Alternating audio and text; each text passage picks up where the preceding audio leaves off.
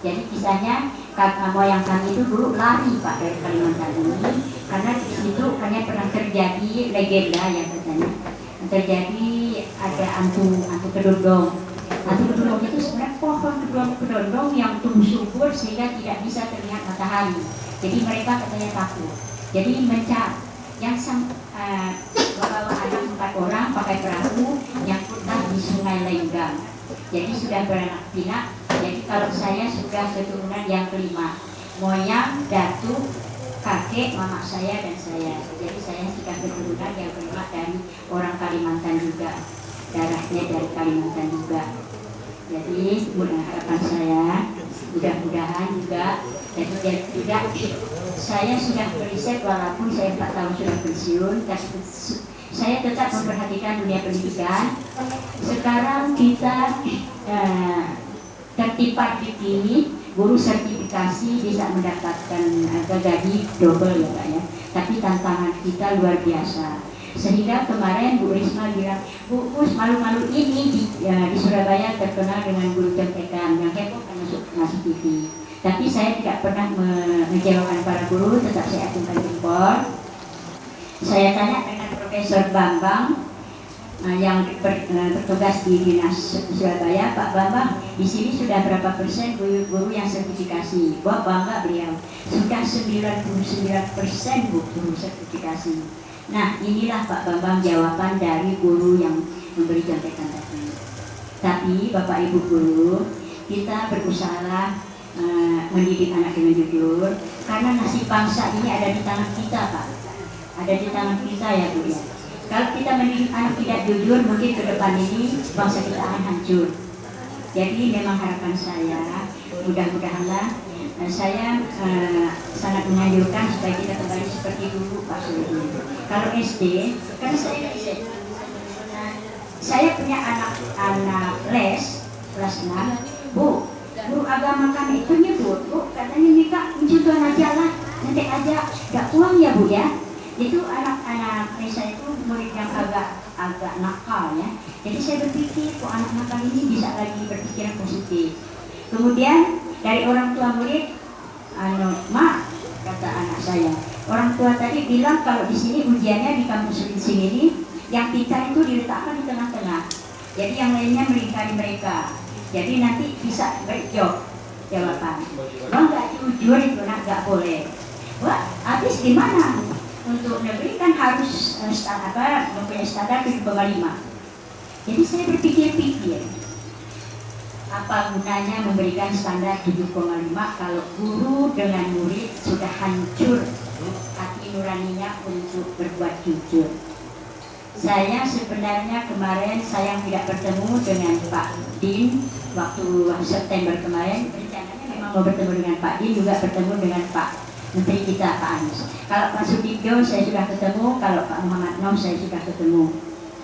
Saya ingin sekali membahas masalah kejujuran kita, masalah pendidikan, supaya ke depan ini bangsa kita tetap adil, tetap terpimpin oleh anak-anak yang jujur. Saya sudah berpikir-pikir Pak sekarang, karena nyatanya orang maaf ya Pak ya, ini orang DPR banyak yang palsu katanya. Orang mungkin ada menteri juga yang palsu, mungkin dokter juga banyak yang palsu. Jadi gimana lah negara kita ke depan ini ya Pak Suryo. Jadi mudah-mudahanlah saya ingin mau kembali ke masa dulu.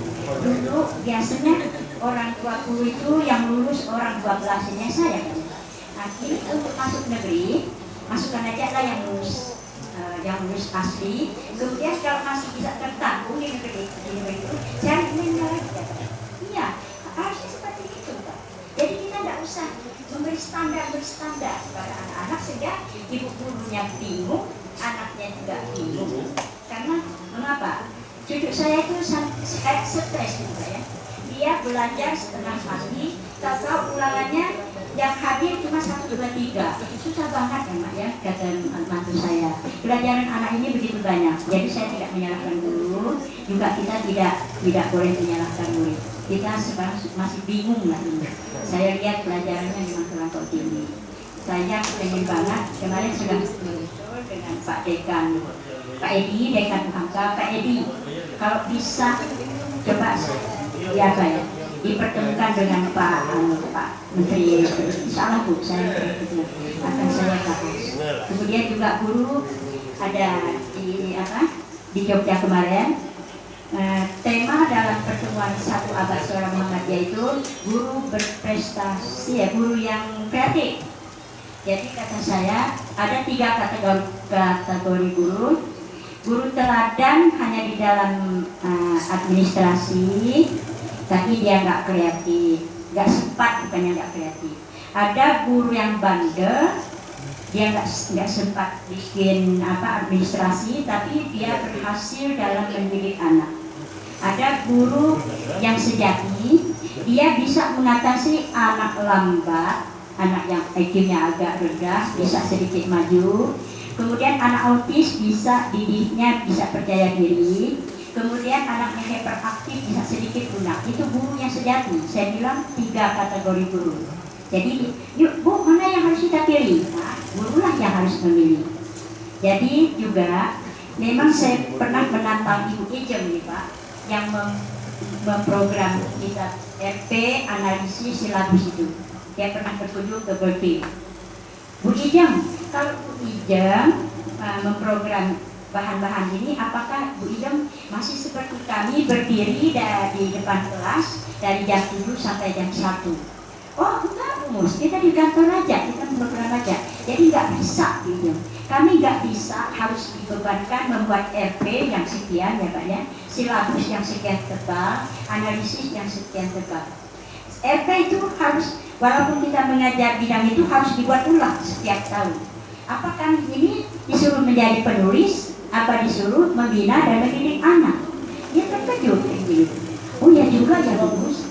Jadi Bu Ijen cobalah. Kalau saya memang termasuk guru yang bandel. Saya tidak pernah membuat RP, tidak pernah buat analisis. Yang menyusahkan itu pengawas. Pengawas kalau lagi misalnya, saya suka itu harus bikin aku cuma bohong-bohongan. Jadi teman saya itu Pak Jamal, dia sampai membuat RP itu tulisan kayak cacing. Tulis, ya udah Bu, pokoknya saya ada. Pak Jamal dibaca apa?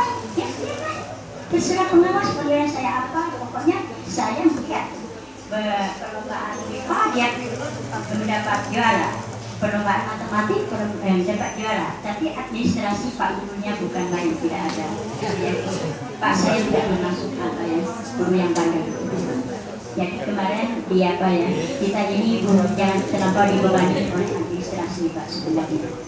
Jadi kalau saya Pak, RP saya itu seperti guru, saya mengajar SD Muhammadiyah. Nomor, hari dan tanggal, jam, bahan pengajaran, yang disampaikan, tanda tangan, cukup. Itu kan data. Jadi buku ini, ya, ini yang diajarkan, halaman ini membahas, mendiskusikan, ya pasti ya Pak ya. Kalau kita membuat RP,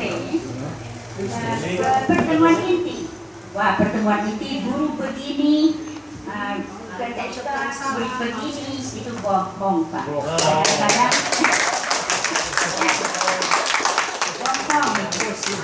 itu hanya untuk membuat laporan supaya jadi guru teladan tadi, dan kenyataannya saya selama 41 saya mengajar, 41 tahun saya mengajar. Karena di sekolah saya itu ada seorang guru membuat administrasi yang begitu canggih, tapi muridnya yaudegau. Apa yaudegau ya? Ribut. Jadi saya, kok anak kelas 5 ini ribut banget.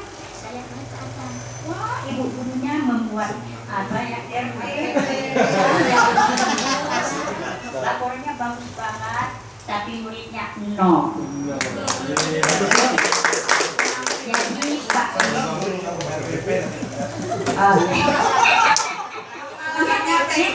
memang ini juga di Jogja kemarin memang ibu guru Bapak Guru SMA juga bertemu karena saya yang tidak pengawas di sini. Saya selalu menatap pengawas. Nah, jadi tapi tidak apa-apa Pak kita buatlah RT sesuai kemampuan kita. Kemudian tadi ajarkanlah anak sesuai kemampuan kita mengajarnya. Kemudian dengan murid, belajarlah kamu sesuai kemampuan kamu. Yang saya inginkan adalah jangan membuat standar untuk anak-anak kita kembali ke dulu. Pokoknya kejujuran kita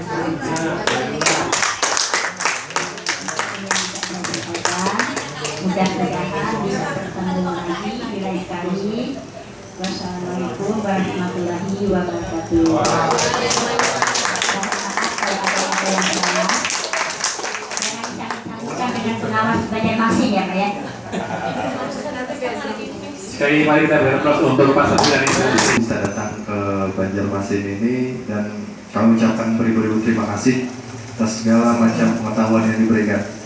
Mungkin langsung saja yang saya ingin tanyakan, bagaimana jam pelajaran di di sekolah Bapak, kemudian kurikulum yang dipakai itu seperti apa sehingga bisa menghasilkan produk yang luar biasa. Mungkin kami perlu pengetahuan tentang itu, Pak. Mungkin itu saja. Terima kasih. Assalamualaikum warahmatullahi wabarakatuh. Terima kasih Pak. Waktu yang kesempatan saya langsung saja mungkin bertanya kepada Pak Sabar atau Bu Mus yang kami banggakan. Saya mendengarkan apa yang dipaparkan tadi itu sangat terkesan bagi kami di SMA Negeri 12 yang susah payah gitu Pak membangun, menciptakan, jangankan juara provinsi untuk akademik, otak saja susah gitu kan. Nah mungkin ada teknik tersendiri gitu kan. Bapak mengalami bagaimana menciptakan sesuatu yang dari yang nggak ada bisa menjadi ada gitu Pak.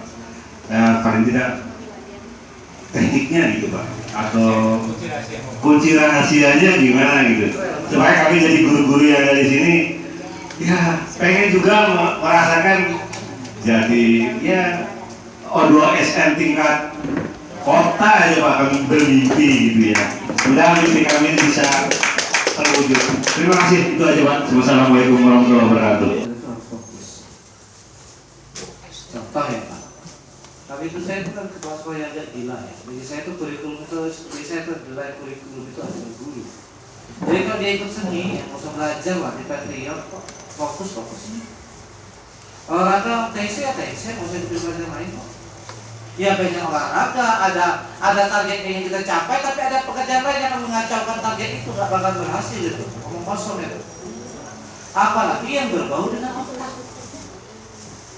Saya terus terang ya Pak, saya suka memanggil siswa saya itu satu-satu golongan saya. Mungkin nanti Pak saya boleh meniru.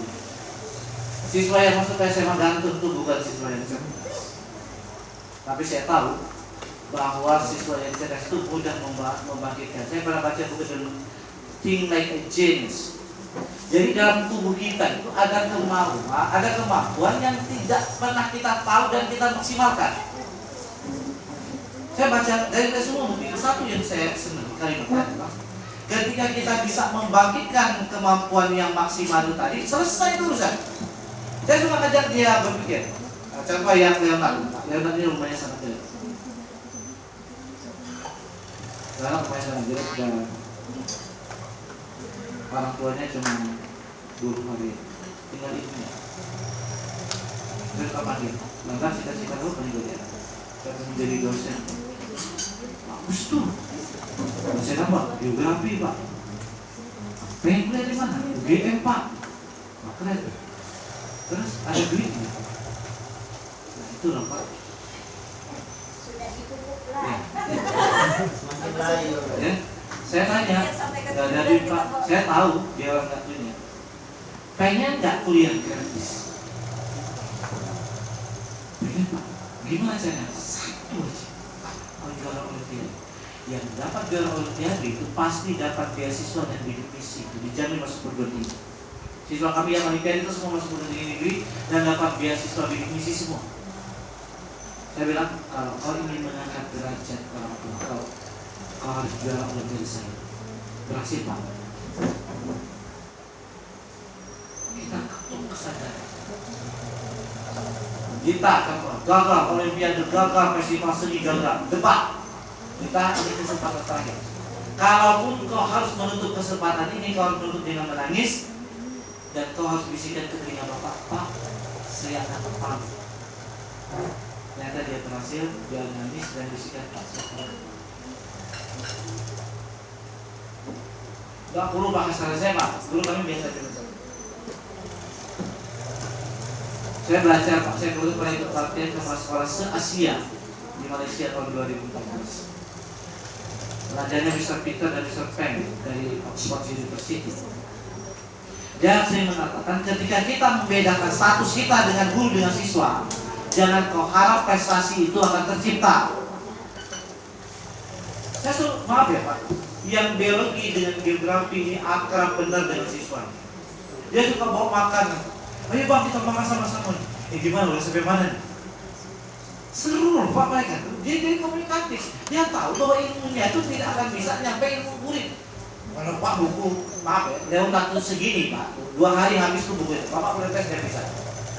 Kata Bu Arya, Pak, saya kuliah juga sebulan loh Pak, baru hantam begitu. Kita beri keyakinan. Saya sering mengatakan kunci sukses itu kau harus hormat dengan guru kau dan kau harus belajar dengan ikhlas. Selesai. Dia komunikasi. Bang, asal gitu. Ajak dong ibu dengan bapak ini yang paling bang. Gimana caranya? Kau harus jualan dong ini. Jadi diajak komunikasi siswa. Kita enggak. Kayaknya maaf ya Pak, festival seni. Kan sudah saya kasih tahu cara nyanyinya seperti ini. Dasar aku aja tulis. Tidak berhasil. Sini. Coba kau bisa sendiri. Kayak gini lah. Kita belum pakai itu.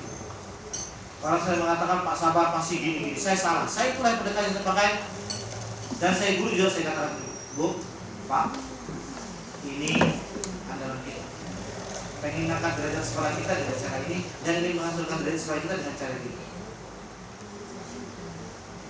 Maaf, siswa yang lomba itu tidak ada belajar seperti saya.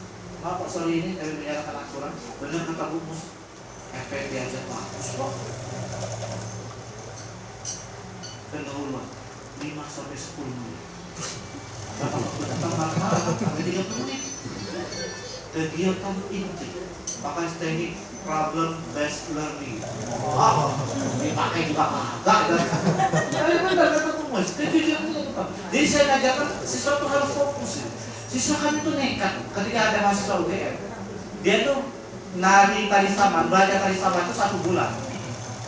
Ketemu SMA Gantung itu cuma 1 minggu sudah bisa nari saman sampai dia ingin oleh saya. Saya tuh pusing loh Pak dengan murid Bapak. Ngapain Bu? Kok nekat amat? Saya tuh capek Pak. Capek nekat gimana? Ini pagi selesai tadi. Sore mau latihan, malam lagi. Kakak bisa nggak kita latihan? Ini udah. Dia tuh nekat Pak. Nekat dia. Dia selalu memaksimalkan dengan cara nekat. Tapi jangan kita bebani, maaf, mereka itu maaf Pak Solin. Guru-guru juga dengan egois. Emang isi UN pakai teknik pelompat? Waduh, yang guru UN sok-sokan juga. Apalagi sekarang UN sekolah yang menentukan kok. Nilai sekolah itu ditentukan dari kejuaraan-kejuaraan sekarang, bukan UN. Sorry itu. UN tinggi SNPTN tidak diterima juga. Kami alhamdulillah diterima 45 siswa. Sorry, SNPTN. UN tinggi-tinggi kok SNPTN lulusnya cuma 2, mencurigakan itu. Benar, kenapa sih tidak? Fokus. Satu lagi, terakhir, kasih keyakinan ke dia bahwa itu bisa. Yang lucunya ini Pak terakhir, O2 SN, Gus Maya, melompat ya. Latihan di sekolah itu cuma 1 meter 65 menit, 1,65 meter, lompat.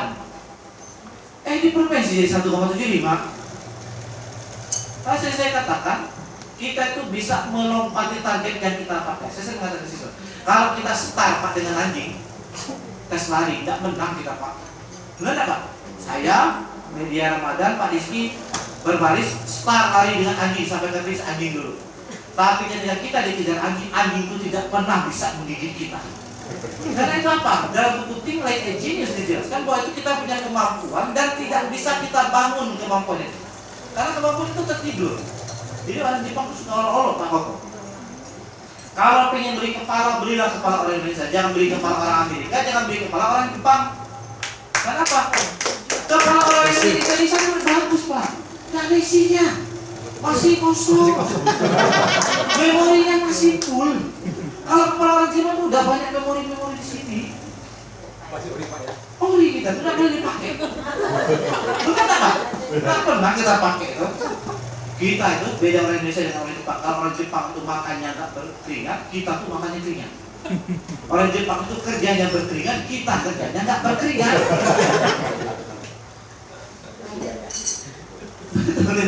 Saya kata, kita tuh bangga kepada Indonesia ini, kita isinya masih banyak bisa diisi. Banyak istirahat otak kita.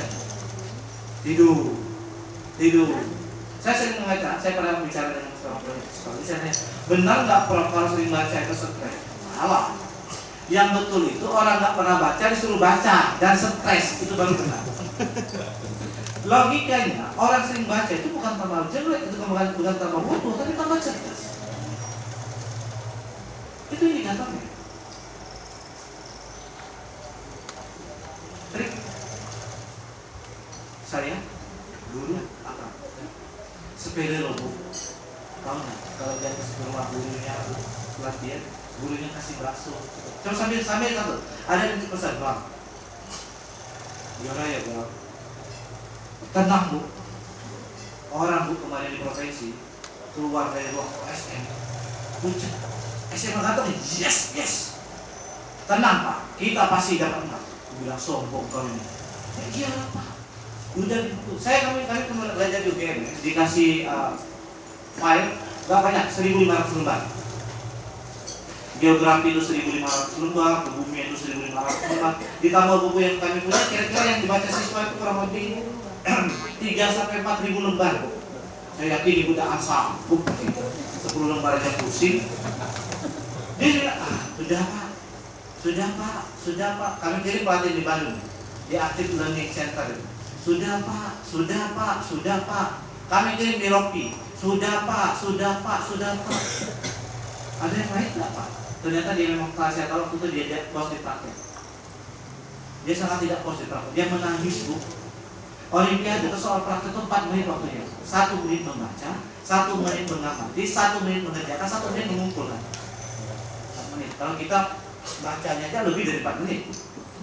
Dia nangis Pak. Sampai hari terakhir saya ke Palembang. Saya ajak makan tidak ngomong. Dia diam. Bang. Ada apa Pak? Dia makan. Kenyang Pak. Stres kan. Oke. Saya cerita. Saya itu 5 kali ikut nasional politik nasional. Kamu baru sekali. Dan seharusnya Bapak ini dengan ngapain Pak Bapak ini? Waktu SMA Bapak itu tidak sehebat kamu. Masa sih Pak? Iya. Ayo pesan apa dulu?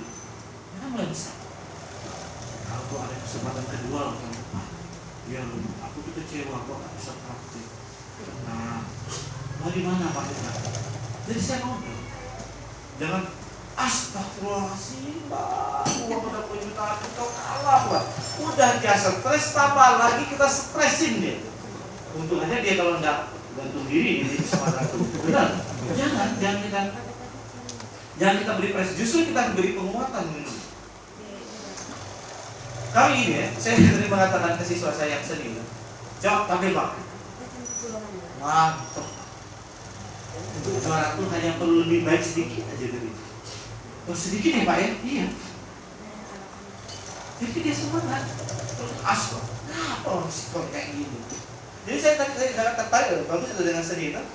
Saya sudah apresiasi. Siswa yang maaf, saya apresiasi. Saya suka standing ovation ketika ada tamu yang datang, saya mengajarkan dulu dengan siswa itu tangan paling enak. Karena ini tamu kita paling pelit ya. Ini saya baru ditelepon lagi dari LPMP. Mau ngasih materi. Siap. Pulang. Karena di sini nggak tahu, saya sudah siap dulu. Pak Sarman jangan nggak ganteng ya. Nanti susah loh ketua gengnya. Padahal yang anak buah geng saya itu tua-tua. Suruh Pak, nanti kelasnya jadi kaku. Udah, karena saya suka bercanda. Jadi itu Pak, kalau tidak perlu banyak dana sebenarnya Pak. Beri kepada guru, beri kepada siswa, satu lagi yakinkan bahwa dia akan menang. Saya coba itu Pak, 3 tahun saya membangun itu, sekarang saya bisa benar. Mana ada SMA Bapak pernah masuk majalah Kompas belum? Oh nggak pernah ya Pak ya? Nggak pernah ya Pak ya? Nggak pernah ya Pak ya? Biasa Republika segala macam. Saya tuh terus terang, saya terkejut gara-gara nama hebat Mas Raboy. Saya pernah dipoto kayak selebritis di TVRI oleh 50 wartawan nasional di Indonesia. Waktu itu ya, saya waktu itu Pak Rizky ya ikut ya, karena nggak saya pilih ya waktu itu ya. Karena dipilih itu yang cantik-cantik untuk mendampingi saya kiri kanan. Dengan guru-guru cowok nggak usah ikut. Saya datang. Waktu itu ada pemberian program CSR dari langsung yang menyerahkan adalah Presiden Direktur XL Ibu Sri ya, itu ya Bu, menyerahkan bantuan 5 unit komputer ke SMA Gatung dengan ke SMA Pergi Batu. Dan dari komputer itu saya lapor lagi ke beliau, Bu, kita juara umum OSI. Kamu bisa bantu apa lagi dong Pak? Kami itu gratis internet setahun dari saya. Jadi yang penting kemitraan. Terus saya nanya, siapa yang mengusulkan saya? Langsung mereka mengatakan yang mengusulkan SMA Gatung adalah Asosiasi Wartawan Serentak itu. Karena saya kan agak media daring. Ya beda-beda tipis lah. Kalau Koko hari ini muncul di koran, saya nebeng-nebeng dikit lah muncul. Pak Koko kan bagian atas, saya bagian bawah aja apa-apa lah. Kalau Dewan kan hambat, rapat ini hambat, marah-marah kan, belakangnya senyum-senyum lagi. Sorry Pak Koko ya, Pak Koko saya nggak, tapi kalau Pak Koko baik. Kan katanya dites aja, karena dia masih sehat sekarang. Ya, jadi itu Pak Solihin. Saya lihat maaf ya Pak, nggak ada guru yang setelah SMA 12 dan masih udah punya modal loh. Ini modal loh Pak. Kalau satu merasa lebih hebat dari orang lain, hatilah sekolah itu. Kalau kami saling menguatkan, jadi kalau ada kawan ikut karya tulis, ayo yuk siapa gitu. Kalau kami enggak, enggak. Kalau saya juri Pak, kayak tulis siswa, guru saya itu